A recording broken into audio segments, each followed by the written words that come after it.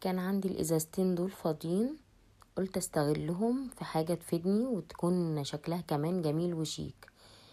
اول حاجة هحدد الجزء اللي انا عايزاه من الازازة زي ما احنا شايفين كده، وسويته بالمقص، ونفس اللي عملته في الازازة الاولى هعمله في الازازة التانية.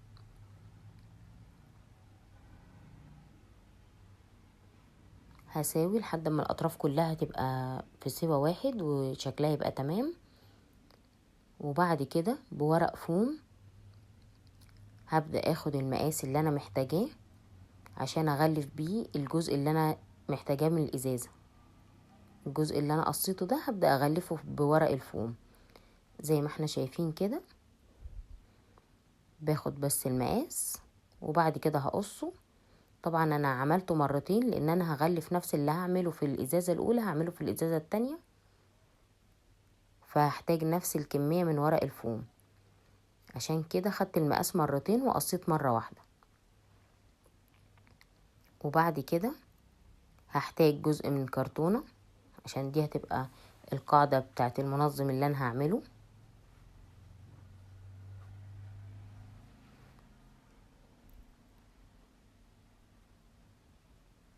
تمام كده. وبرضو هاخد نفس الموضوع المقاس برضو على ورق الفوم،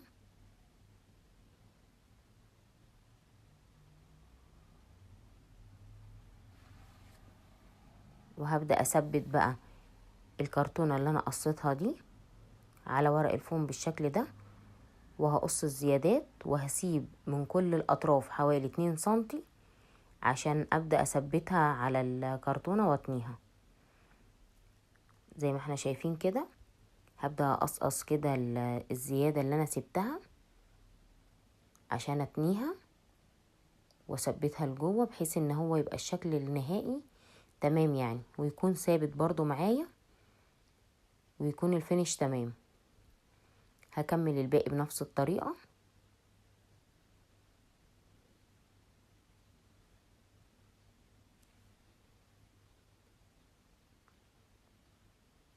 بس كده. وهبدأ اثبت برضو من الناحية التانية. هغطي الحتة اللي مش متدارية من الكرتونة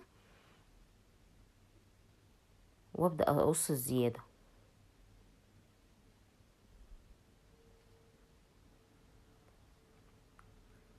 سهلة خالص وبسيطة، وفي الاخر هيطلع شكلها جميل وهيعجبكم ان شاء الله.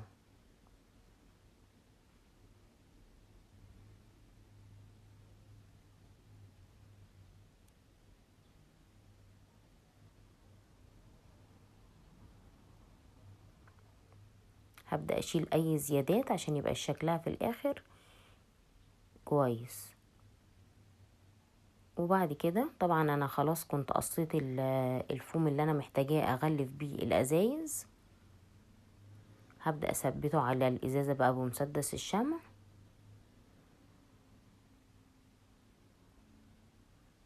والجزء الزيادة طبعا هشيله بالمقص. وطبعا مفيش حاجة من الحاجات دي بتترمي لان انا كده كده هستخدمها تاني. ونفس الطريقة في الازازة التانية برضو هبدأ اغلفها بنفس الشكل.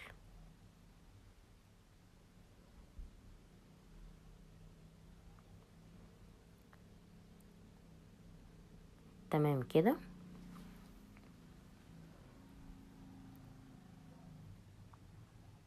وهبدأ بجزء تاني من الفوم هرسم كده شكل الشكل ده شكل الودان،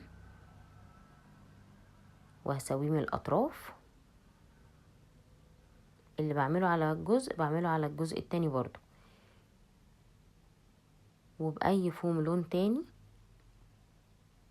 هعمل نفس الشكل بتاع الودان بس بشكل اصغر بحجم اصغر، وهثبته كده.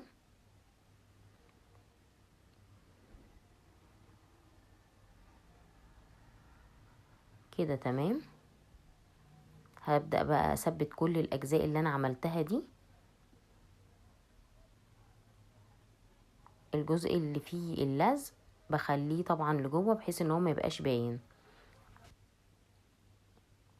تمام كده. وطبعا الجزء اللي انا عملته اللي هو بتاع الودان هثبته برضو بنفس الطريقة بمسدس الشمع،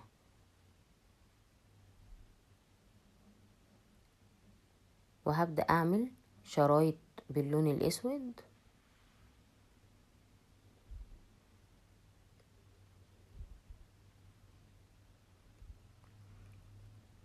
ودي هتبقى الشنب كده زي ما احنا شايفين بتاع الارنوب بتاعي.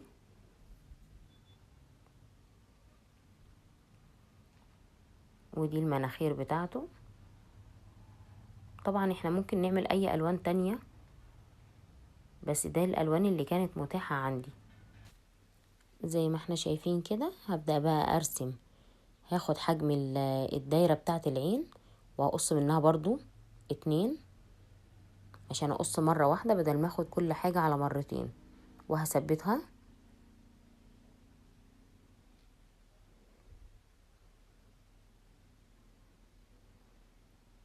ودي النني بتاع العين برضو هاخد برضو على جزئين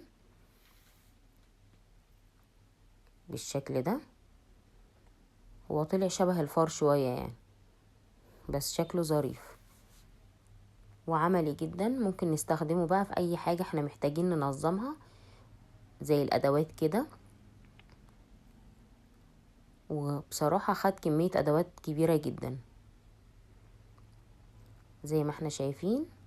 شكله ظريف جدا وعملي. هستنى رأيكم في الكومنتات، ولو لسه مشتركناش في القناة ياريت بقى نشترك ونفعل زر الجرس.